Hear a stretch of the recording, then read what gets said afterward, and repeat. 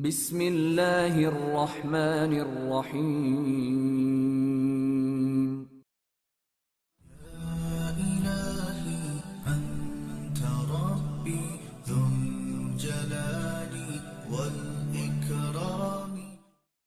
شافیہ اپنے گھوڑے پر سوار ہوئی اور اس کے ساتھ چل پڑی۔ اس کا سیاہ فام میزبان اپنے شکار کو بھول گیا اور واپس اپنے خیمے کی طرف چل پڑا۔ وہ بولتا کم تھا اور شافیہ کو اوپر سے نیچے تک بار بار دیکھتا اور حیران بھی ہوتا اور خوش بھی۔ اس کا چہرہ بتا رہا تھا کہ اس ہرن کے ساتھ اسے کوئی دلچسپی نہیں رہی جس کی پیٹھ میں اس کا تیر اترا ہوا تھا۔ اسے بڑا ہی خوبصورت شکار مل گیا تھا۔ شافیہ شاید اس کی نظروں کو سمجھ رہی تھی۔ میرا نام زرتوش ہے، راستے میں سردار نے شافیہ کو بتایا۔ میں ابھی 3-4 دن اسی جنگل میں رہوں گا۔ جب واپس جاؤں گا تو میرے ساتھ 2-3 ہرن ہوں گے اور شاید ایک شیر بھی۔ شافیہ کو اس کے شکار کے ساتھ کوئی دلچسپی نہیں تھی۔ وہ اس سے صرف راستہ سمجھنا چاہتی تھی۔ وہ اس سے پوچھ رہی تھی کہ وہ اس جنگل سے خیریت سے نکل بھی جائے گی یا نہیں۔ میں اپنے آدمی تمہارے ساتھ بھیج دوں گا، زرتوش نے کہا۔ وہ تمہیں خطرناک علاقے سے نکال کر واپس آئیں گے۔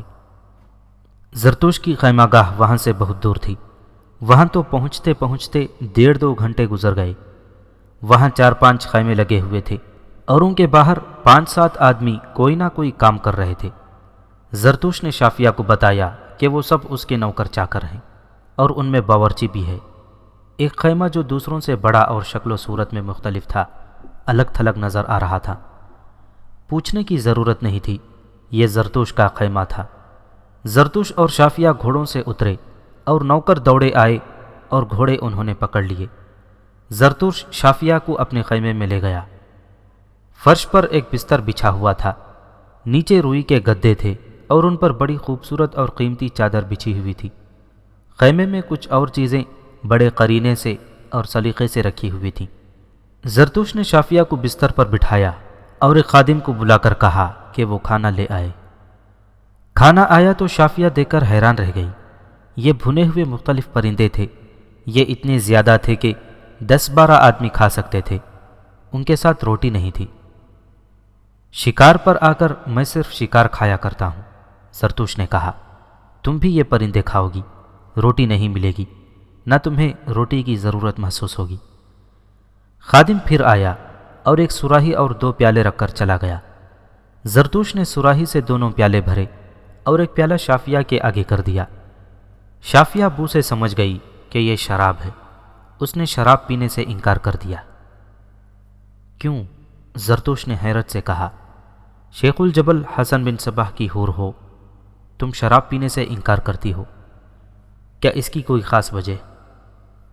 ہاں، اس کی ایک وجہ ہے، شافیہ نے کہا۔ مجھے ایک بزرگ نے بتایا تھا کہ شراب چہرے کی رونق ختم کر دیتی ہے۔ میں بڑھاپے میں بھی جوانوں جیسی رہنا چاہتی ہوں۔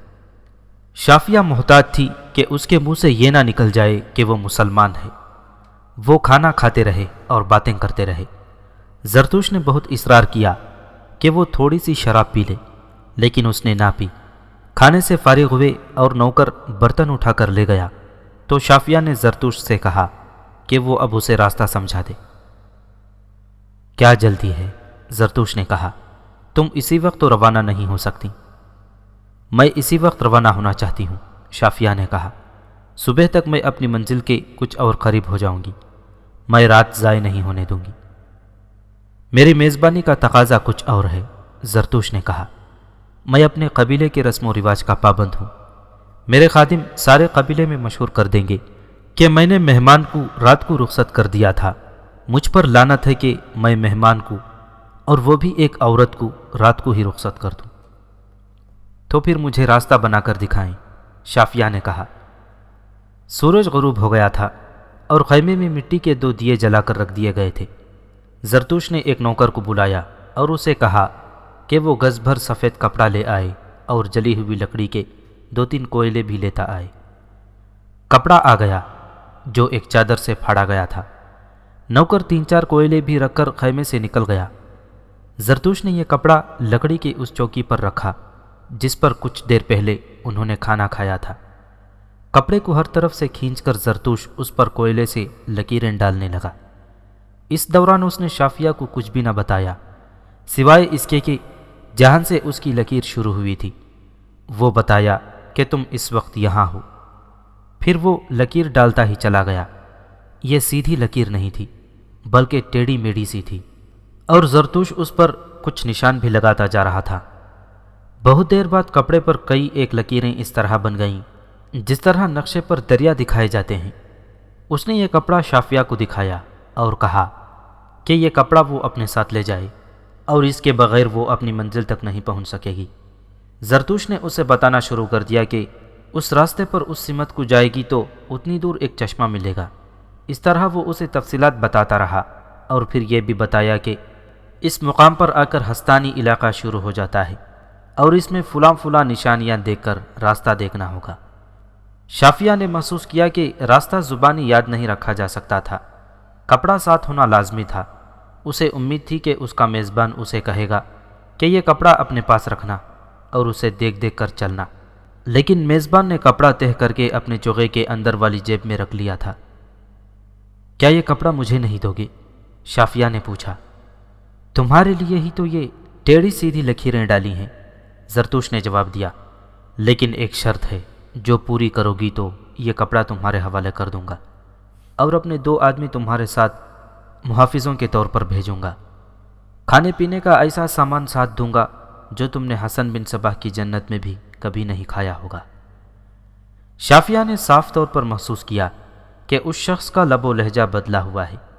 اس کے چہرے پر اور آنکھوں سے بھی کوئی اور ہی تاثر آ گیا تھا۔ اس پر شراب کا نشہ بھی طاری ہو گیا تھا۔ شرط کیا ہے؟ شافیہ نے پوچھا۔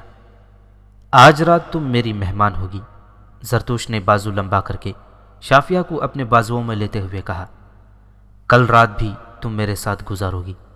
اب خود ہی سمجھ لو کہ میری شرط کیا ہے۔ ہاں میں سمجھ گئی ہوں، شافیہ نے کہا۔ تم میری عصمت اور آبرو کا سودا کر رہے ہو۔ اگر میں یہ سودا قبول نہ کروں تو ہمیشہ میرے ساتھ رہو گی، زرتوش نے کہا۔ میں تمہیں اپنی لونڈی بنا کر رکھوں گا۔ اگر مجھے پریشان کرو گی یا بھاگنے کی کوشش کرو گی تو میں تمہیں بڑی ہی بری موت ماروں گا۔ کیا تم بھول گئے ہو کہ میں کون ہوں؟ شافیہ نے کہا۔ میں شیخ الجبل کی بڑی قیمتی ملکیت ہوں۔ تم جانتے ہو حسن بن صباح اللہ کا اتارا ہوا امام ہے اور اس میں اتنی طاقت ہے کہ اسے پتہ چل جائے گا کہ میں کہاں ہوں۔ تم یہ نہیں جانتے کہ وہ تمہیں کس انجام کو پہنچائے گا۔ آدھا زمین میں گاڑ کر وہ تم پر خونخوار کتے چھوڑ دینے کا حکم دے گا اور تمہارے قبیلے کی تمام لڑکیوں کو یہاں سے اٹھوا کر قلعہ علموت میں اکٹھا کر لے گا۔ جانتا ہوں، زرتوش نے کہا، بڑی اچھی طرح جانتا ہوں۔ حسن بن صباح اللہ کا نہیں، ابلیس کا بھیجا ہوا امام ہے، اور اس کے پاس وہی طاقت ہے جو ابلیس کے پاس ہوتی ہے، اور مجھ جیسے سردار ایسی طاقت سے محروم ہوتے ہیں۔ تم جس عصمت اور آبرو کا سودا قبول نہیں کر رہی، وہ عصمت اور آبرو تمہارے پاس ہے ہی نہیں۔ میں نے تم جیسی حسین لڑکیاں تو دیکھی ہیں، لیکن کبھی کسی کو ہاتھ لگا کر نہیں دیکھا۔ میں تمہیں کسی دھوکے میں نہیں رکھنا چاہتا۔ زندگی میں پہلی بار تم جیسی شگفتہ کلی میرے ہاتھ آئی ہے۔ میں تمہارے حسن اور جوانی سے پورا لطف اٹھاؤں گا۔ کیا تم میری اس شرافت کی قدر نہیں کرو گی کہ میں نے تمہیں صرف 2 راتیں رکھنے کے لیے کہا ہے؟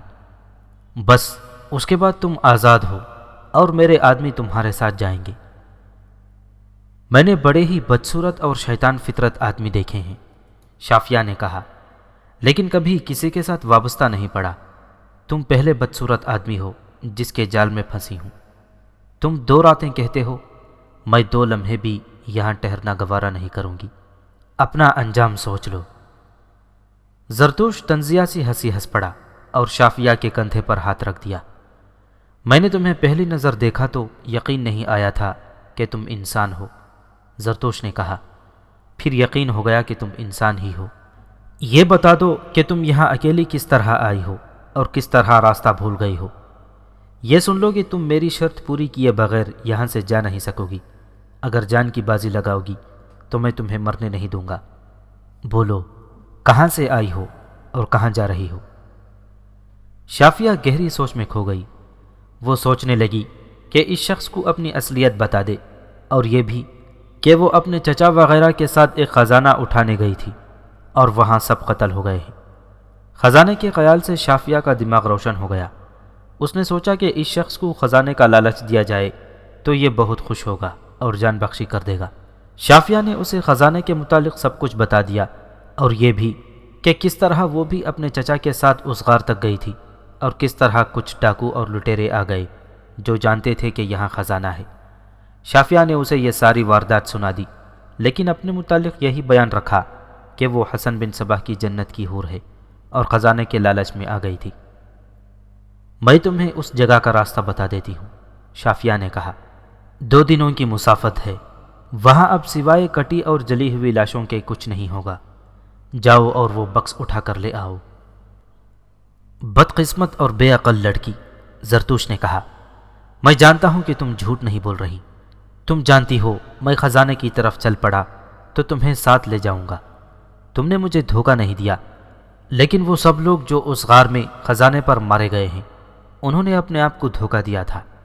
ہم لوگ اس خزانے کے لالچ میں کبھی نہیں آئے۔ ان خزانوں پر بڑے بڑے جابر بادشاہ کٹ مرے ہیں۔ تم وہاں جاؤ تو صحیح، شافیہ نے کہا۔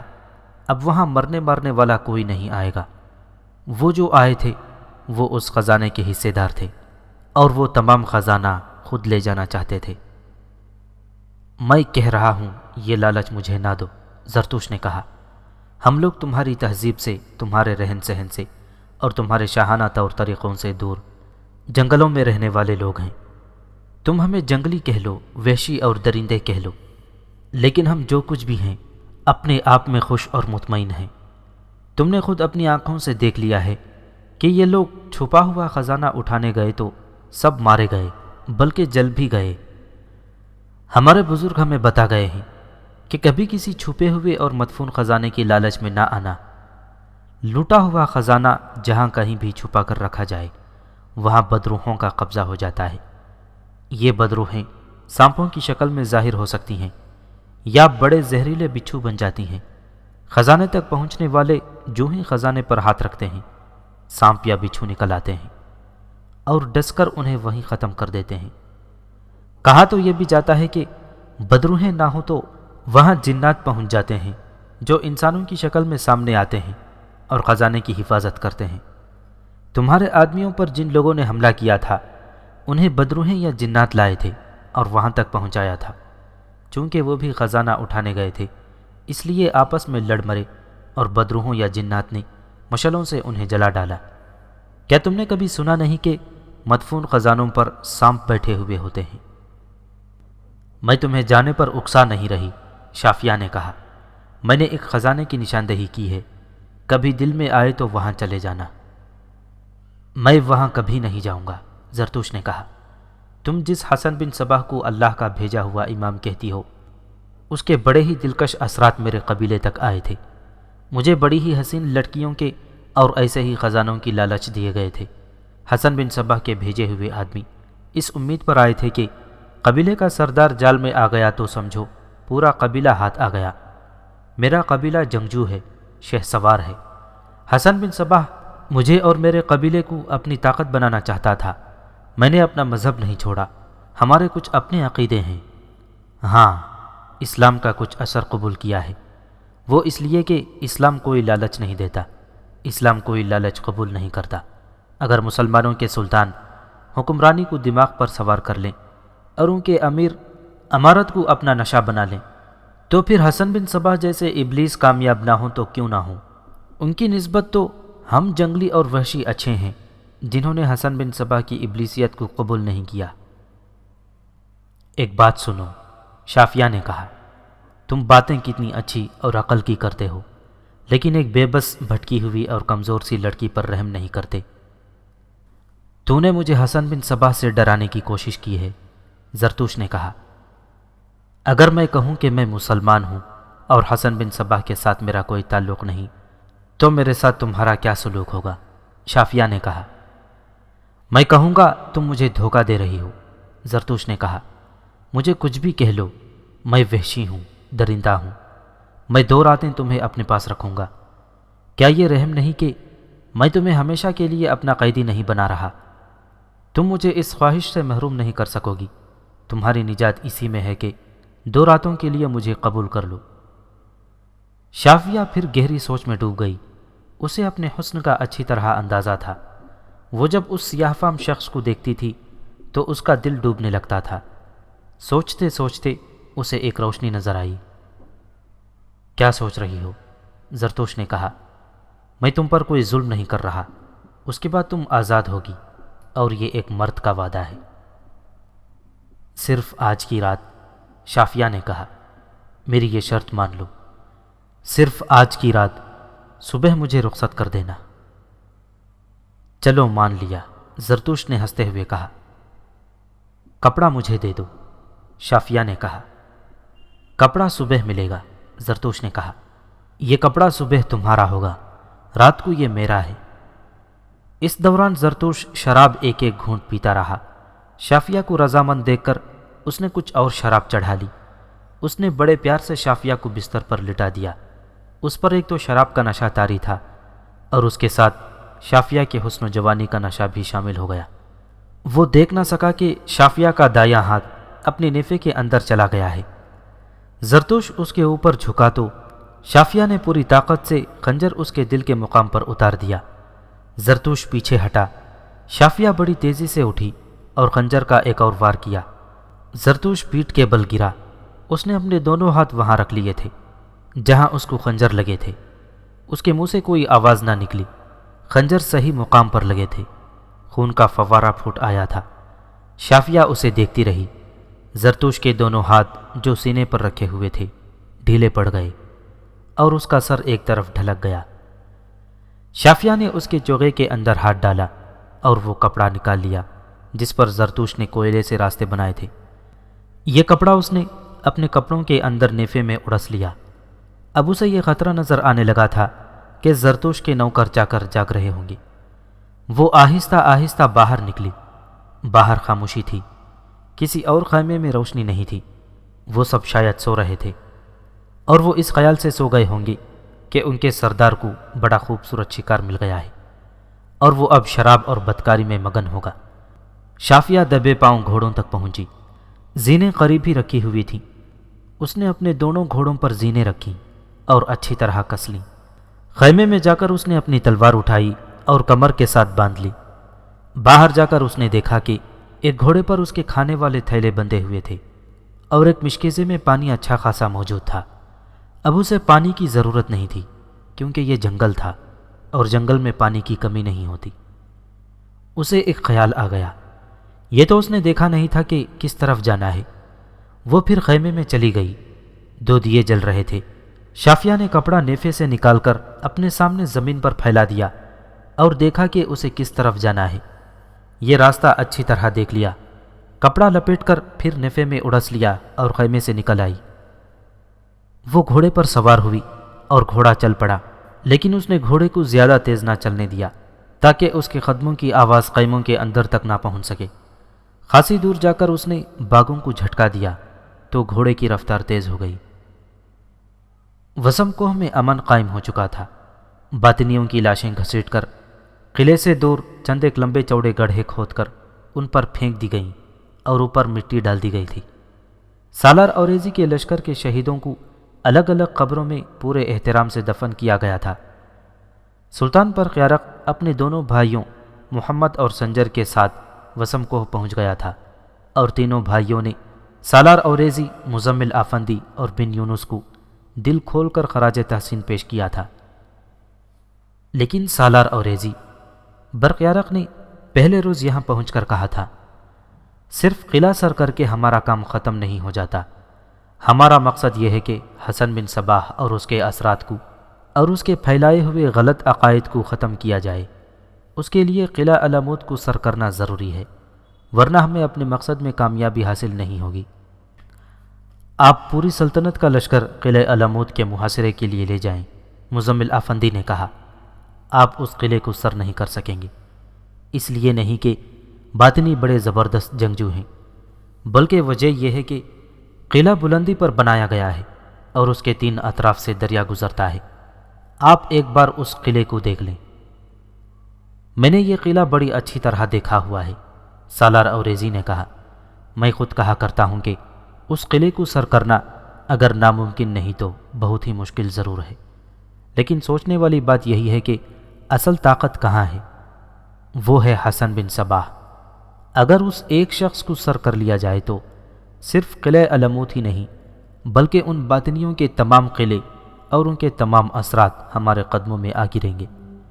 ہمیں 3-4 ایسے جانبازوں کی ضرورت ہے جو قلعہ علموت میں داخل ہو کر حسن بن صباح کو اسی طرح قتل کر دیں جس طرح حسن بن صباح کے فدائی ہمارے علماء اور حاکموں کو قتل کر چکے ہیں اور کرتے جا رہے ہیں۔ میں آج تک کیا کہتا آ رہا ہوں، مزمل افندی نے کہا۔ 2 جانباز تو یہاں بیٹھے ہیں، ایک میں ہوں اور دوسرا بن یونس۔ میں یہ بھی جانتا ہوں کہ ہم سیدھے جا کر حسن بن صباح کو قتل نہیں کر سکتے، ہمیں کچھ چال بازیاں کرنی پڑیں گی۔ آپ اجازت دیں تو میں کچھ اور جانباز تیار کر لوں۔ اس مسئلے پر بہت دیر تبادلہ خیالات ہوتا رہا اور یہ سب اس نتیجے پر پہنچے کہ جس طرح حسن بن صباح زمین دوز وار کرتا ہے اور سامنے لڑنے کے لیے نہیں آتا، اسی طرح اسے ختم کرنے کے لیے بھی کوئی طریقہ کار طے کرنا پڑے گا۔ تاریخ کے دامن میں جو واقعات اب تک محفوظ ہیں ان سے یہ شہادت ملتی ہے کہ مسلمان سالار اور دوسرے حاکم آپس میں اس قسم کی باتیں تو کر لیتے تھے، لیکن عملی طور پر وہ ایسے طریقے اختیار نہیں کرتے تھے جو حسن بن صباح کے طریقوں کے توڑ ثابت ہو سکتے۔ مسلمان میدان جنگ میں لڑنے کی مہارت اور جذبہ رکھتے تھے، لیکن حسن بن صباح لشکروں کی دو بدو لڑائی کا قائل نہیں تھا۔ وہ سانپوں اور بچھوؤں کی طرح ڈنک مارا کرتا تھا۔ پہلے بیان ہو چکا ہے کہ اس نے اپنے فدائی تیار کر رکھے تھے اور وہ فدائی زہریلے ناگوں اور بچھوؤں جیسے ہی تھے۔ سلطان برقیارق نے اپنا ایک مسئلہ پیش کر دیا۔ اس نے کہا کہ اس کی صحت اس قائل نہیں رہی کہ سلطانی کے فرائض خوش اسلوبی سے سر انجام دے سکے۔ مسلمان مورخوں میں سے اکثر نے تو سلطان برقیارق کی بیماری کا ذکر کیا ہی نہیں، اور جن 2 مسلمان مورخوں نے ذکر کیا ہے وہ اتنا ہی کیا ہے کہ سلطان برقیارق علیل ہو گیا تھا۔ البتہ ایک یورپی تاریخ دان جیمز سٹیفن نے تفصیلی ذکر کیا ہے۔ اس نے لکھا ہے کہ سلطان برقیارق ذہنی طور پر ٹھیک نہیں رہا تھا۔ اس نے لکھا کہ سلطان برقیارق ایک باطنی لڑکی کے زیر اثر آ گیا تھا اور اس نے اس دوران بڑے غلط فیصلے کیے تھے اور اپنی ماں تک کی بے ادبی کی تھی۔ برقیارق نے اس لڑکی کو جو اس کی بیوی بن گئی تھی اپنے ہاتھوں قتل کیا تھا، اور اس سے برقیارق کے ضمیر سے گناہ کا بوجھ اتر جانا چاہیے تھا، لیکن ایسا نہ ہوا۔ خانہ جنگی کا بوجھ بھی برقیارق نے اپنے ذمے لے رکھا تھا۔ اس نے اپنی ماں کے قدموں میں جا سر رکھا تھا اور معافیاں مانگی تھی۔ اس نے اللہ تبارک و تعالیٰ کی بہت عبادت کی تھی اور وہ اپنے گناہوں کی بخشش مانگتا رہتا تھا۔ لیکن خانہ جنگی میں جو لوگ مارے گئے تھے، برقیارق اپنے آپ کو ان سب کا قاتل سمجھتا تھا۔ اس نے سلطنت کے امور کے سلسلے میں بڑے اچھے فیصلے کیے تھے اور اس نے اپنی زندگی سلطنت کے استحکام کے لیے اور عوام کی خوشحالی کے لیے اور حسن بن صباح کی تباہی کے لیے وقف کر دی تھی۔ اسے علماء نے یقین دلا دیا تھا کہ اللہ تبارک و تعالیٰ نے اس کے گناہ معاف کر دیے ہیں، لیکن جب وہ تنہا ہوتا تو اپنے ضمیر کا سامنا کرنے سے گھبراتا اور پریشان ہو جاتا تھا۔ یہ ایسا ذہنی مرض تھا جس نے اس کے دماغ پر یعنی سوچنے کی قوت پر اور جسم پر بھی اثر کیا۔ اس کی جسمانی حالت یہ ہو گئی تھی کہ جوانی میں ہی وہ بوڑھا نظر آنے لگا تھا۔ طبیبوں نے اس کے علاج میں دن رات ایک کر دیا تھا۔ اسے ایسی ایسی دوائیاں تیار کر دی تھیں جن کا کوئی عام آدمی تصور بھی نہیں کر سکتا تھا، لیکن مرض بڑھتا ہی گیا اور برقیارق ایسے مقام پر آ پہنچا جہاں اس نے محسوس کیا کہ وہ جسمانی اور ذہنی لحاظ سے معذور ہو گیا ہے۔ ہم تینوں بھائیوں نے سلطنت آپس میں تقسیم کر لی تھی، برقیارق نے کہا۔ مجھے توقع تو یہ تھی کہ یہ تقسیم سلطنت کے اندرونی مسائل اور دفاعی ضروریات کے لیے اچھی ثابت ہوگی۔ یہ اچھی ہی ثابت ہو رہی تھی کیونکہ ہم تینوں بھائیوں میں اتفاق اور اتحاد قائم رہا اور انہوں نے میرے ہی فیصلوں کو تسلیم کیا۔ لیکن میں اب شدت سے محسوس کر رہا ہوں کہ میں اب سلطنت کا کاروبار سنبھالنے کے قابل نہیں رہا۔ میں تم سب سے مشورہ نہیں لے رہا بلکہ فیصلہ سنا رہا ہوں کہ آج سے میرے دونوں بھائی محمد اور سنجر سلطنت کے سلطان ہوں گے اور سلطنت 3 کے بجائے 2 حصوں میں تقسیم ہوگی، لیکن اس کا مرکز مرو میں ہی رہے گا۔ سب پر سناٹا سا طاری ہو گیا۔ برقیارق کا یہ فیصلہ اچانک اور غیر متوقع تھا۔ سالار اوریزی نے برقیارق کے اس فیصلے کے خلاف کچھ کہا اور دوسروں نے اس کی تائید کی، لیکن برقیارق اپنے فیصلے پر قائم رہا اور اس نے یہ بھی کہا کہ تم لوگ میرے معاملے میں جذبات میں آ گئے تو اس کا سلطنت کو نقصان ہو سکتا ہے۔ کچھ دیر بحث مباحثہ جاری رہا، لیکن برقیارق نے سختی سے اپنا آخری فیصلہ ایک بار پھر سنایا اور سب کو خاموش کر دیا۔ میں سلطنت سے لا تعلق نہیں ہو جاؤں گا، برقیارق نے کہا۔ جہاں کہیں تمہیں میری ضرورت محسوس ہوئی میں پہنچوں گا، اور میری جان اور میرا مال سلطنت کے لیے وقف رہے گا۔ برقیارق بظاہر خوش و خرم نظر آتا تھا اور وہ ہر بات بڑے ہی خوشگوار انداز میں کرتا تھا۔ اس نے اگر کبھی اپنی بیماری کا ذکر کیا تو اس میں مایوسی اور اداسی کی جھلک نہیں تھی۔ اس نے مزمل کی طرف دیکھا اور اس کے ہونٹوں پر مسکراہٹ آ گئی۔ مزمل، برقیارق نے مسکراتے ہوئے کہا، شمونا میرے ساتھ آئی تھی اور وہ میرے ساتھ واپس نہیں جائے گی۔ میں حیران ہوں کہ راستے میں اس نے میرے ساتھ کوئی ایسی بات نہیں کی جس سے یہ ظاہر ہوتا کہ وہ اب تمہارے ساتھ شادی کر ہی لینا چاہتی ہے، بلکہ وہ ایک ہی بات کرتی ہے کہ وہ جو جہاد کرنا چاہتی ہے اس کا اسے موقع نہیں مل رہا۔ کیا تم پسند نہیں کرو گے کہ وسم کوہ کی فتح کی خوشی میں تمہارا نکاح آج ہی پڑھا دیا جائے؟ سب نے خوشی کا اظہار کرتے ہوئے برقیارق کی تائید کی۔ یہ شادی بہت عرصہ پہلے ہو جانی چاہیے تھی اور ہونی ہی تھی، لیکن مزمل اور شمونا پر ایسی کیفیت طاری رہتی تھی کہ شادی کو وہ نظر انداز کرتے چلے آ رہے تھے۔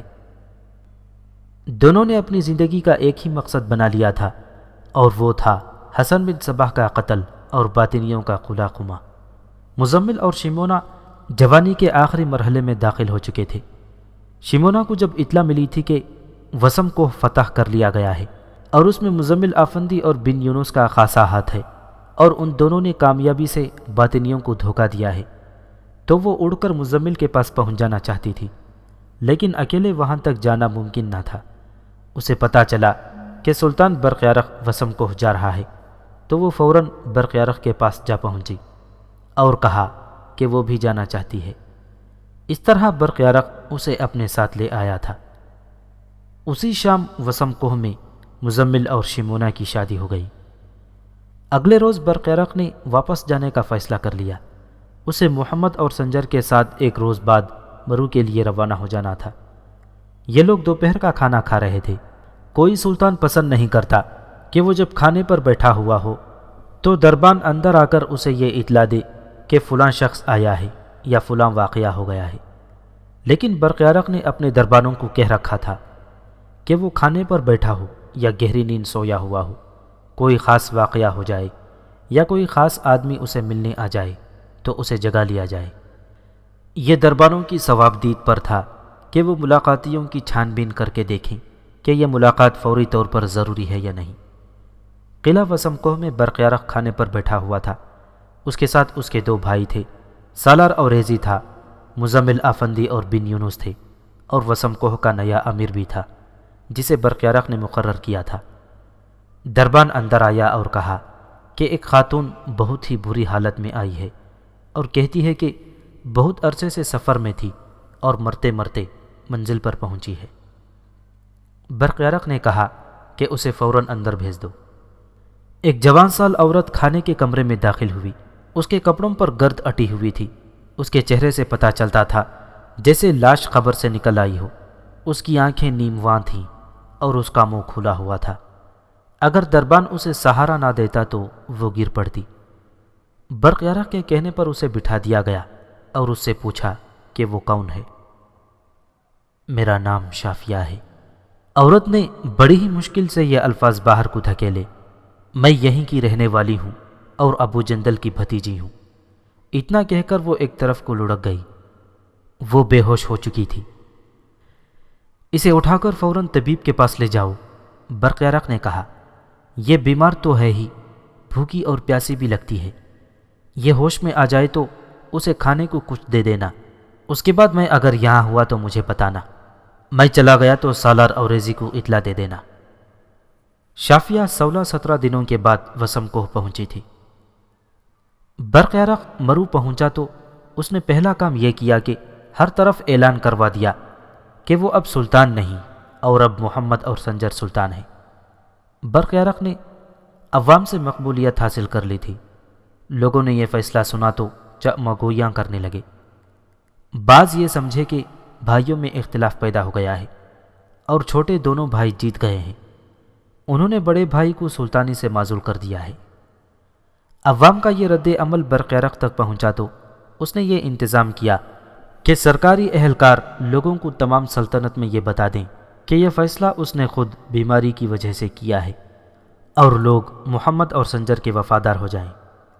لوگوں کو جب یہ معلوم ہوا کہ برق یرق بیمار ہے تو مسجدوں میں اس کی صحت یابی کی دعائیں ہونے لگیں۔ اس کی بیماری کی خبر تمام تر سلطنت میں پھیل گئی اور اصفہان تک بھی پہنچی۔ اصفہان کی جامع مسجد کا خطیب اس وقت کا ایک بڑا ہی مشہور عالم قاضی ابو الاعلیٰ ساجد بن ابو محمد نیشاپوری تھا۔ عالم ہونے کے علاوہ وہ مرد میدان بھی تھا۔ اس کے خطبوں میں جہاد کی تلقین زیادہ ہوتی تھی۔ وہ جب خطبہ دیتا تو اس میں الفاظ کا ہیر پھیر اور پیچیدگیاں نہیں ہوتی تھیں، بلکہ ایسی سادہ زبان میں خطبہ دیا کرتا کہ معمولی سے ذہن کے لوگ بھی اصل بات سمجھ جاتے۔ وہ باطنیوں کا بہت بڑا دشمن تھا۔ اسے پتہ چلا کہ برق یرق بیمار ہو گیا ہے اور بیماری نے ایسی صورت اختیار کر لی ہے کہ اس نے سلطانی چھوڑ دی ہے، تو وہ اسی وقت مرو کے لیے روانہ ہو گیا۔ بڑے ہی لمبے سفر کے بعد وہ مرو پہنچا اور برق یرق کا مہمان ٹھہرا۔ برق یرق اسے اپنا دینی اور روحانی پیشوا سمجھا کرتا تھا۔ قاضی ابو الاعلیٰ نے برق یرق سے پوچھا کہ اس کی بیماری کیا ہے۔ وہ دیکھ رہا تھا کہ برق یرق وقت سے پہلے مرجھا گیا ہے، لیکن اسے ظاہری طور پر کوئی بیماری نہیں۔ برق یرق نے اسے بتایا کہ وہ خود نہیں سمجھ سکتا کہ اس کے ذہن پر کیا اثر ہو گیا ہے، کہ وہ کھویا کھویا سا رہتا ہے اور یوں خوف محسوس کرتا ہے جیسے کوئی ناخوشگوار واقعہ یا حادثہ ہونے والا ہو۔ قاضی ابو الاعلیٰ نے اس سے تمام علامات پوچھیں اور اس کے طبیب کو بلوایا۔ طبیب آیا تو قاضی نے طبیب سے پوچھا کہ اس نے برق یرق میں کیا بیماری دیکھی ہے۔ یہ پتہ چل جاتا تو میں اب تک انہیں صحت یاب کر چکا ہوتا۔ طبیب نے کہا، میں اپنا تمام تر علم اور تجربہ آزما چکا ہوں، لیکن سلطان ٹھیک نہیں ہو رہے۔ معلوم ہوتا ہے کہ ان کے ذہن اور دل پر کوئی ایسا بوجھ ہے جسے یہ بیان نہیں کر سکتے یا سمجھ ہی نہیں سکتے۔ قاضی نے برق یرق سے بہت پوچھا کہ وہ دل پر کیا بوجھ لیے ہوئے ہے، لیکن برق یرق نے بتانا مناسب نہ سمجھا۔ وہ بیان ہی نہ کر سکا کہ اسے اندر ہی اندر کیسی دماغ کھا رہی ہے۔ مجھے اچھی طرح یاد ہے، قاضی ابو الاعلیٰ نے کہا، آپ کے والد محترم ملک شاہ کو باطنیوں نے دھوکے میں ایسا زہر پلا دیا تھا جو آہستہ آہستہ انہیں کھاتا رہا اور وہ اللہ کو پیارے ہو گئے۔ معلوم ہوتا ہے کہ آپ کو بھی باطنیوں نے کوئی چیز کھلا دی ہے جس کا آپ کو پتہ ہی نہیں چلا۔ میں نے اس شک کے پیش نظر بھی دوائیاں دی ہیں۔ طبیب نے کہا، اگر انہیں کسی بھی قسم کا زہر پلا دیا گیا ہوتا تو اس کے اثرات ان دوائیوں سے ختم ہو جاتے۔ یہ کچھ اور ہی ہے۔ میں آج رات تنہائی میں بیٹھوں گا، قاضی نے کہا۔ اللہ نے مجھے کشف کی کچھ طاقت عطا فرمائی ہے۔ مجھے کچھ شک ہے کہ یہ سفلی تعویذ کا اثر ہے۔ حسن بن صباح سفلی عمل سے صرف واقف ہی نہیں بلکہ یہ عمل اپنے دشمنوں کے خلاف استعمال بھی کرتا ہے۔ اگر ایسا ہوا تو مجھے آج رات پتہ چل جائے گا۔ برق یرق نے قاضی ابو الاعلیٰ سعید کے لیے ایک خاص کمرہ تیار کروایا جس میں مصلی، قرآن پاک اور جو کچھ بھی قاضی نے کہا رکھ دیا گیا۔ رات عشاء کی نماز کے بعد قاضی ابو الاعلیٰ نے کمرے کا دروازہ اندر سے بند کر لیا اور مصلی پر بیٹھ گیا۔ وہ رات کے آخری پہر تک مراقبے میں رہا اور پھر تہجد ادا کی، اذان کے بعد فجر کی نماز پڑھی اور سو گیا۔ طلوع آفتاب کے کچھ دیر بعد وہ کمرے سے نکلا اور برق یرق کے پاس گیا۔ میرا شک صحیح نکلا ہے، اس نے برق یرق سے کہا۔ یہ سفلی تعویذ کا اثر ہے، لیکن یہ حسن بن صباح نے نہیں کیا، بلکہ یہاں کوئی اور ہے جس نے اپنے طور پر آپ کو ختم کرنے کا یہ طریقہ اختیار کیا ہے۔ میں اس کا توڑ کر دوں گا، لیکن یہاں نہیں۔ میں کل صبح اصفہان کے لیے روانہ ہو جاؤں گا۔ اس تعویذ کے لیے کم از کم 3 راتوں کا چلہ کرنا پڑے گا، پھر تعویذ لکھا جائے گا۔ جب یہ تعویذ تیار ہو گیا تو میں آپ کو بھیج دوں گا۔ اسے کس طرح استعمال کرنا ہوگا وہ میں تعویذ لانے والے کو بتا دوں گا۔ برق یارق کو باطنی معاف نہیں کر سکتے تھے۔ داستان کو پہلے سنا چکا ہے کہ برق یارق نے ایک لڑکی کے ساتھ شادی کر کے نادانستہ طور پر حسن بن صباح کا اعلی کار بن گیا تھا۔ یہ اس لڑکی کا کمال تھا، لیکن وقت نے ایسا پلٹا کھایا کہ برق یارق کی آنکھیں کھل گئیں اور اس کی عقل سے پردہ اڑ گیا۔ یہ شیمونہ کا کمال تھا۔ برق یارق نے اپنی اس بیوی کو اپنے ہاتھوں قتل کیا، اور اس کے بعد اس نے حکم دے دیا کہ جہاں کہیں کوئی باطنی نظر آئے اسے قتل کر دیا جائے۔ باطنی اپنے اتنے زیادہ ساتھیوں کا خون کیسے معاف کر دیتے؟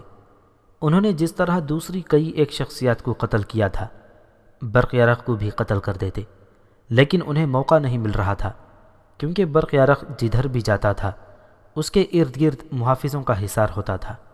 اگر قاضی ابوالعلا کی تشخیص صحیح تھی تو یہ عمل باطنیوں نے ہی کیا تھا۔ قاضی ابوالعلا اگلے روز فجر کی نماز کے فوراً بعد واپس اصفہان کو چل پڑا۔ اس کے ساتھ 10-12 آدمی تھے جو اس کے ایسے مرید تھے کہ اس پر جانے قربان کرنے کو تیار رہتے تھے۔ وہ قاضی کو کہیں اکیلا نہیں جانے دیتے تھے، کیونکہ اس وقت تک باطنی کئی ایک علماء دین کو قتل کر چکے تھے۔ اصفہان میں اہل سنت کی اکثریت تھی۔ وہ اپنے خطیب قاضی ابوالعلا سعید کی غیر حاضری بڑی بری طرح محسوس کر رہے تھے۔ وہ پوچھتے تھے کہ خطیب کہاں گئے؟ انہیں بتایا گیا کہ سلطان برق یارق بیمار ہے اور اس کی عیادت کو گئے ہیں۔ یہ تو لوگوں کو پہلے پتا تھا کہ برق یارق بیمار ہے، لیکن جب انہیں یہ پتا چلا کہ جامع مسجد کا خطیب اس کی عیادت کو گیا ہے تو لوگ متفکر ہوئے کہ برق یارق کچھ زیادہ ہی بیمار ہو گیا ہے۔ وہاں کے لوگ برق یارق کو اس لیے زیادہ عزیز رکھتے تھے کہ اس نے باطنیوں کے قتل عام کا حکم دے دیا تھا۔ اصفہان میں باطنیوں نے مسلمانوں کا اچھا خاصا کشت و خون کیا تھا۔ آخر ایک روز اصفہان کے لوگوں کو پتہ چلا کہ ان کا خطیب واپس آ گیا ہے۔ کئی لوگ اس کے گھر جا پہنچے اور برق یارق کے صحت کے متعلق پوچھا۔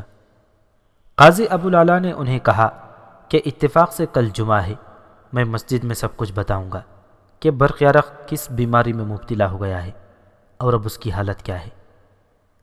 اگلے روز جمعہ تھا۔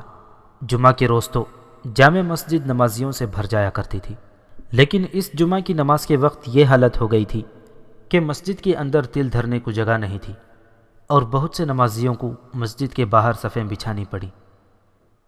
سب سلطان برق یارق کی بیماری کے متعلق تازہ اطلاع سننا چاہتے تھے۔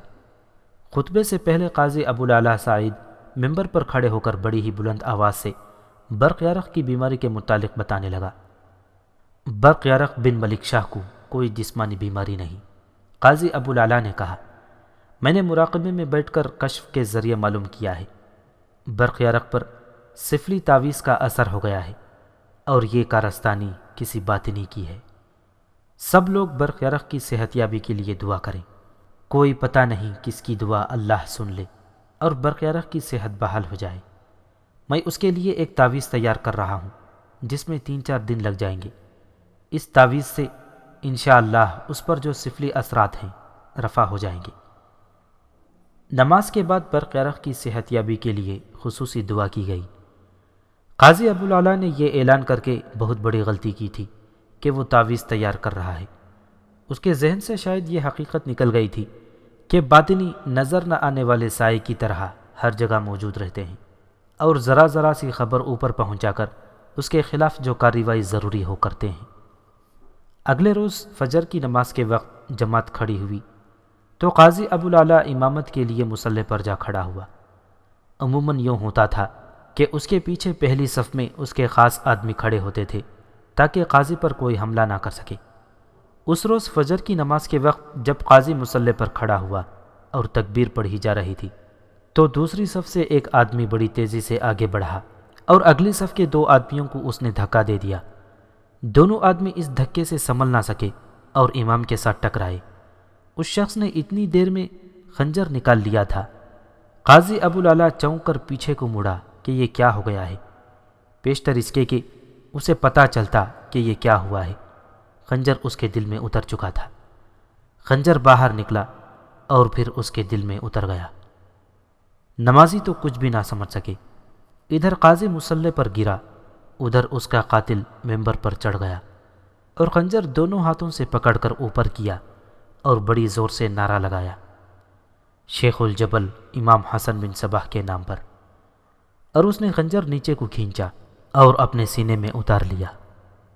ایک اور عالم دین باتیوں کی نظر ہو گیا۔ یہ 5ویں صدی ہجری کا آخری سال تھا۔